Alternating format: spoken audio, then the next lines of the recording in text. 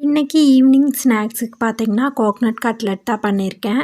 கட்லெட்டுக்கு பார்த்திங்கன்னா ஆஃப் தேங்காயை சொருகி எடுத்துக்கிறேன்.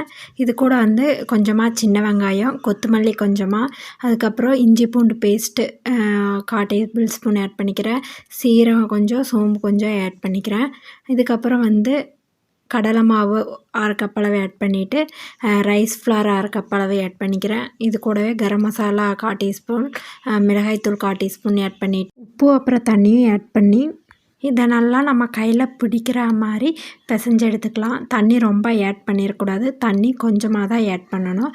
இப்போ இந்த பதத்துக்கு பிசைஞ்சு எடுத்துட்டேன். இது வந்து நம்ம கையில் இந்த மாதிரி ரவுண்ட் ஷேப்பாக நான் பிடிச்சி எடுத்துட்டேன். நெக்ஸ்ட்டு ஒரு கடாயில் ஆயில் ஹீட் பண்ணிக்கிறேன். இது வந்து தோசை தவாவில் கூட ஆயில் லைட்டாக ஆட் பண்ணி நம்ம ஃப்ரை பண்ணி எடுத்துக்கலாம். ஆனால் நான் வந்து இந்த கடாயே எடுத்துட்டேன். ஆயில் நல்லா ஹீட் ஆகிடுச்சு. இதுக்கப்புறம் கட்லெட்டெல்லாம் இது கூட ஆட் பண்ணி நல்லா ஃப்ரை பண்ணி எடுத்துக்கலாம். இந்த அளவுக்கு ஃப்ரை ஆயிடுச்சு கட்லெட் ரொம்பவே நல்லா வந்துருந்துச்சு. ட்ரை பண்ணி பார்த்துட்டு எப்படி இருக்குன்னு கமெண்ட் பண்ணுங்கள்.